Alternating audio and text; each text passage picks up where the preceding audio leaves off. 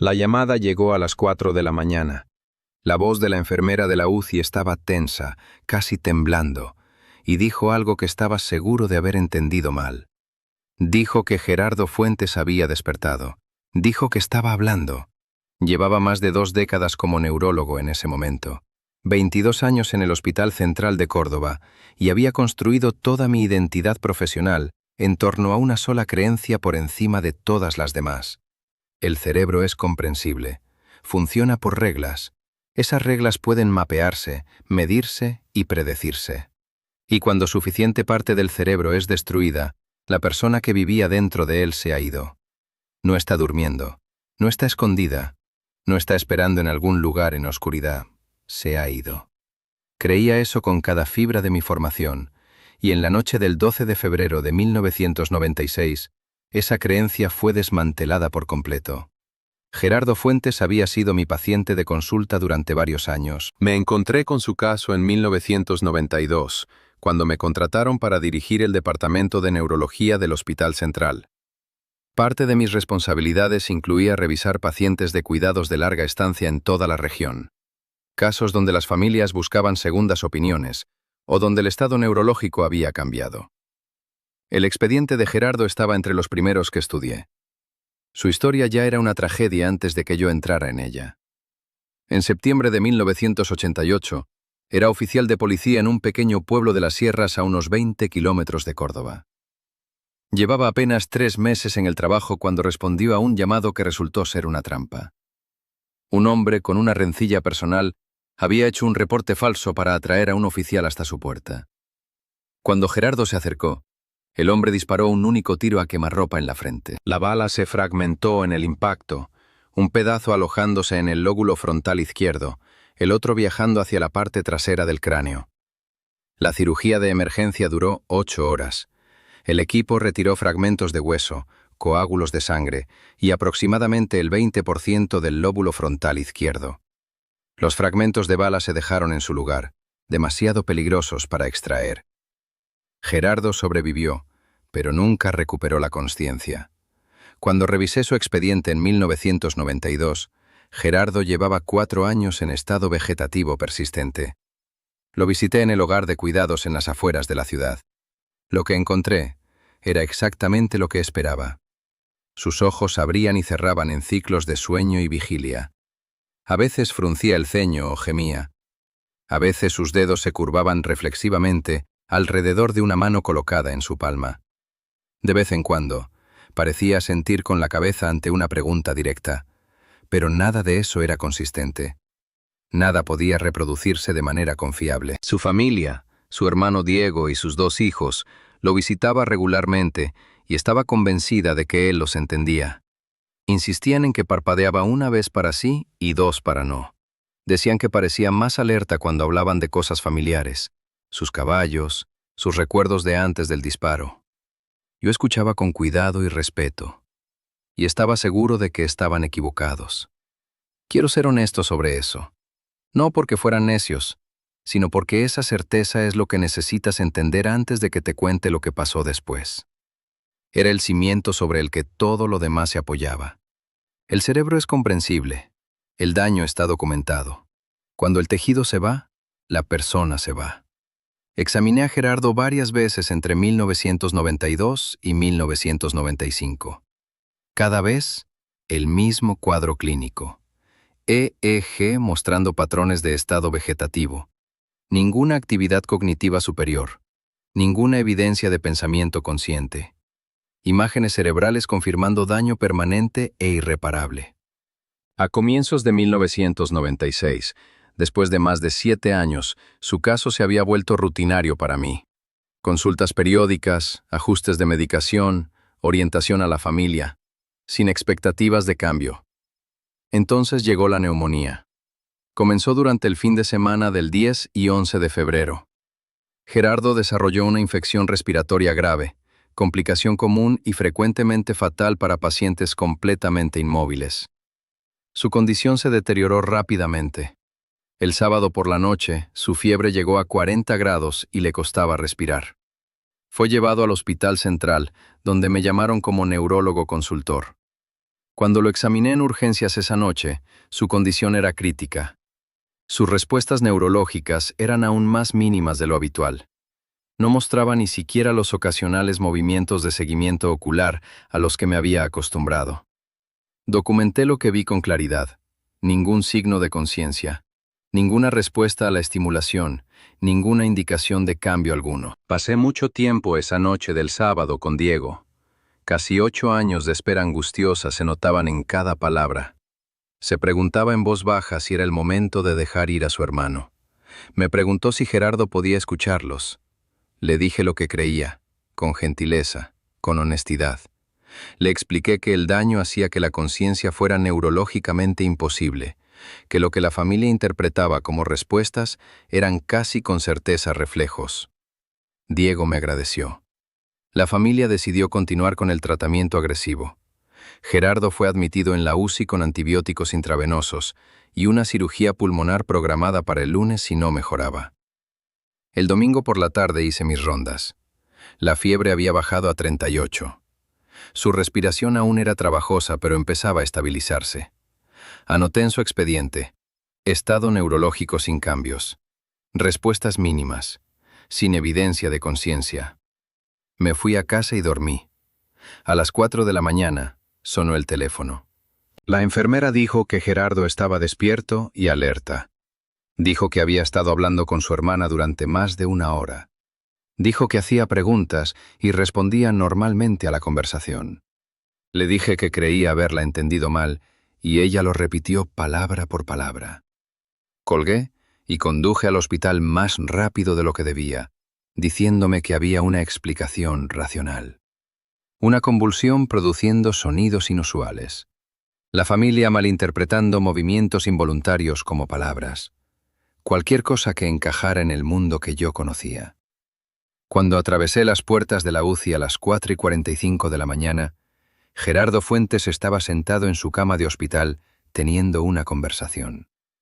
No tengo palabras que capturen completamente ese momento. Lo más cercano que puedo llegar es esto. Fue como si hubiera entrado en una habitación donde la gravedad funcionaba de lado y yo tuviera que fingir estar tranquilo al respecto. Sus ojos estaban abiertos, enfocados, siguiendo a las personas alrededor de la sala con inteligencia evidente. Cuando me acerqué a su cama, me miró directamente y dijo: ¿Usted es el doctor Medina? Carmen me estaba contando que tengo neumonía. ¿Qué tan grave es? Me quedé parado un momento que pareció más largo de lo que fue. Luego acerqué una silla. Durante las horas siguientes conduje el examen neurológico más extraordinario de toda mi carrera. La función cognitiva de Gerardo estaba intacta, no parcialmente, no marginalmente, sino completa y desconcertantemente intacta. Realizaba cálculos aritméticos, recordaba memorias detalladas de su pasado, mantenía conversaciones complejas y contextualmente apropiadas sobre su familia, su trabajo, sus animales. Su habla era clara, gramaticalmente correcta, y sus respuestas eran las de un hombre completamente presente. Su último recuerdo claro era de un trabajo que tenía antes de convertirse en policía, vigilante en una empresa del centro. Ningún recuerdo del disparo, ninguna conciencia de que casi 8 años habían pasado. Cuando Diego finalmente le dijo cuánto tiempo había estado inconsciente, Gerardo estuvo callado un momento.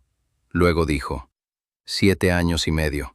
Eso explica por qué siento que estuve durmiendo para siempre, y por qué los chicos han crecido tanto. Preguntó por sus hijos por nombre, por sus caballos por nombre, hizo bromas, quiso saber su plan de tratamiento. Cuando le dijeron que el muro de Berlín había caído y que la Unión Soviética se había disuelto, dijo: bueno, supongo que me perdí un poco de historia importante. Su familia decía que era su voz, su humor, su manera exacta de ser, tal como siempre lo habían conocido. Cada especialista al que pude llamar apareció ese lunes, con la misma expresión que yo tuve al cruzar esa puerta. Pedimos nuevas imágenes, análisis de sangre, todo lo disponible. Los resultados no mostraron nada nuevo. El TAC y la resonancia idénticos a lo documentado por años, el tejido del lóbulo frontal ausente, los fragmentos de bala, las cicatrices y atrofia. Ningún crecimiento, ninguna curación, ningún cambio físico explicable. Pero su EEG, que por años había mostrado patrones vegetativos, ahora mostraba actividad de vigilia completamente normal con evidencia clara de pensamiento consciente. En los días siguientes, Gerardo comenzó a retroceder. Gradualmente, como una marea que se retira. El martes hablaba menos. El miércoles, principalmente frases cortas y respuestas de sí o no. El jueves, la cirugía pulmonar procedió según lo programado originalmente. Cuando salió de la anestesia, algo había cambiado. Estaba despierto, pero ya no hablaba en frases completas.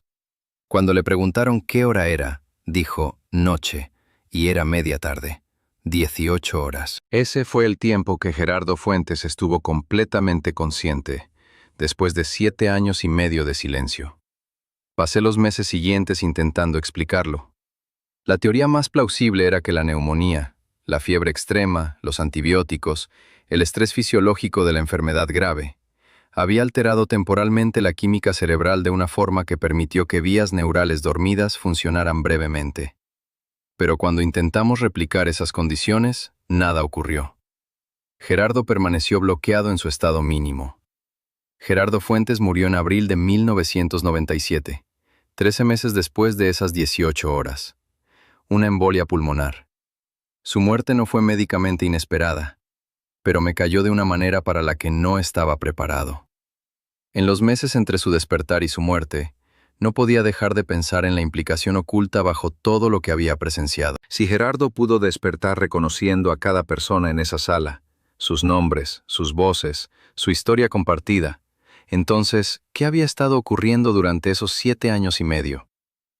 Cuando su familia decía que parpadeaba respuestas, que seguía voces, que se mostraba más presente cuando hablaban de cosas que amaba, ¿y si habían tenido razón todo el tiempo? ¿Y si yo me había equivocado cada vez que les dije, con profesional amabilidad, que veían lo que necesitaban ver? Ese pensamiento era más perturbador que cualquier otra cosa de este caso, porque significaba que la certeza que había ofrecido a esas familias, entregada como experiencia, como bondad, como verdad médica, podría haber sido un fracaso profundo. No solo con Gerardo, con cuántos otros. Empecé a cuestionar cada paciente vegetativo que consulté después de eso. Me preguntaba si podían escucharme. 6 meses después de la muerte de Gerardo, consultaba a una mujer joven en estado vegetativo desde hacía 3 años. Mientras le explicaba a su familia que la situación era permanente, vi lo que parecía una lágrima deslizarse lentamente por su mejilla. Antes de Gerardo, habría escrito respuesta autonómica, sin dudar. Volví a poner el capuchón al bolígrafo y no escribí nada. Presenté mi renuncia 3 semanas después. Mi carta decía que me iba para buscar otras oportunidades. Era más fácil que escribir la verdad, que Gerardo Fuentes había quitado el suelo de debajo de todo lo que había construido durante 22 años. Ya no confiaba en mí mismo para sostener la esperanza más desesperada de una familia en mis manos y decirles, con autoridad, lo que era y no era posible. Me mudé a una ciudad más pequeña y abrí un consultorio general. Medicina de rutina, diabetes, hipertensión, cuidados preventivos, condiciones con respuestas claras.